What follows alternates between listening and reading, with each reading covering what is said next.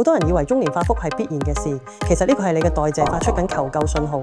過咗35歲之後，你嘅身體已經唔再係當年嗰部跑車啦。咁你有冇發現自己總係俾人哋着多件衫啊，但係都仲係覺得凍㗎？瞓咗成10個鐘，起身都係覺得好攰。明明食得唔多，又有做運動，但係個磅上面嘅數字就係跌唔落嚟。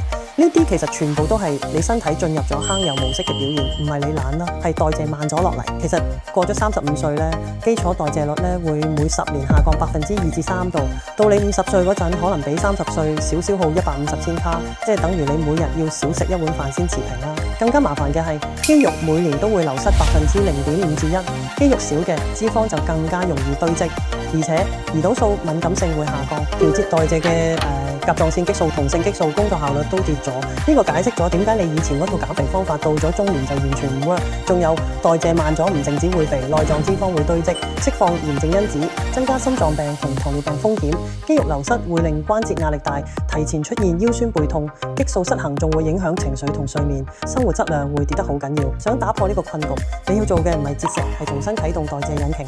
每日做15分鐘力量訓練，深蹲、平板支撐、臀橋呢啲大肌群動作，每週做3至4次，增加1公斤肌肉。你每日就會多消耗15至25千卡，遠遠超過有氧運動效果。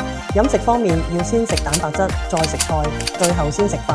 早餐2隻蛋加燕麥，午餐瘦肉配糙米，晚餐呢係清蒸魚或者豆腐呢。記住一定要食夠基礎代謝啦，千祈唔好節食啊！節食呢只會令代謝更加慢啦。提升代謝呢唔係為咗減肥，係為咗維持你嘅生活質素同埋健康狀態。